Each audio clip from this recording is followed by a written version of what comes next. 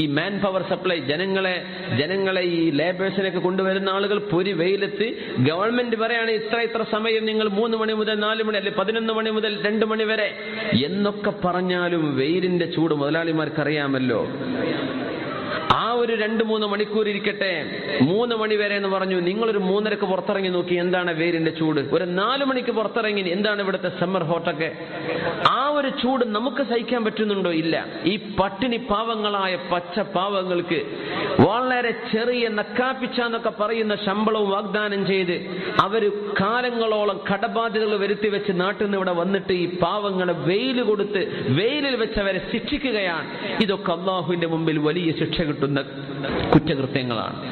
രാത്രി ജോലി ചെയ്യിപ്പിക്കാൻ പറ്റുമെങ്കിൽ, നൈറ്റ് ടൈമിലുള്ള ജോലി, പകൽ സമയത്ത് വെയിലങ്ങ് ഒഴിവാക്കി രാത്രി ചെയ്യിക്കാൻ പറ്റുമെങ്കിൽ അവരെ കൊണ്ട് ആ ഒരു സൗകര്യം ചെയ്തു കൊടുക്കാൻ കഴിഞ്ഞിട്ട് ചെയ്യാത്തവർ ഈ ഹദീസിന്റെ പരിധിയിൽ വരും.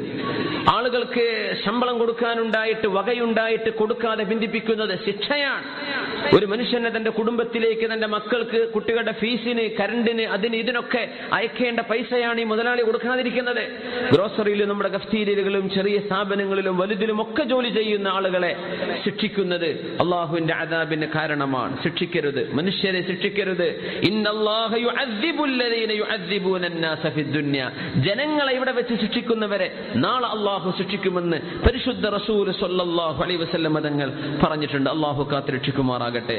മനുഷ്യരൊരിക്കലും ഇത്തരം കടുംകൈകൾ ചെയ്യരുത്. ഏറ്റവും കൂടുതൽ ശ്രദ്ധിക്കേണ്ട വിഷയമാണ്. പ്രത്യേകിച്ച് ഈ മാൻ പവർ സപ്ലൈ ഒക്കെ ചെയ്യുന്ന ആളുകൾ അവർക്ക് അർഹമായ വേതനം കൊടുക്കണം.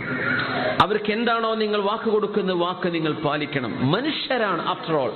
നമ്മളെപ്പോലെ പഠിച്ചില്ല എന്നൊരു കുറ്റമേ അവർ ചെയ്തിട്ടുള്ളൂ. അവർക്ക് പഠിക്കാൻ അവസരമില്ലാത്തത് കൊണ്ട്.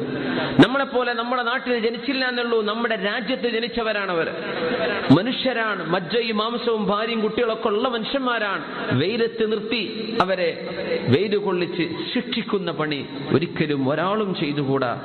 കണ്ണീര് ഒരിക്കലും വറ്റാത്ത രീതിയിൽ അള്ളാഹു അതിന് പകരം വീട്ടിയേക്കും. അള്ളാഹു കാത്തുരക്ഷിക്കുമാറാകട്ടെ.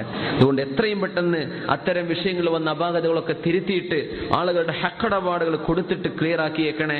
അള്ളാഹുവിന്റെ അദാബ് വരുന്നതിന്റെ മുമ്പ് ഹാദിഹി ജഹന്നം അല്ലതി കുൻതും തുഅദൂൻ.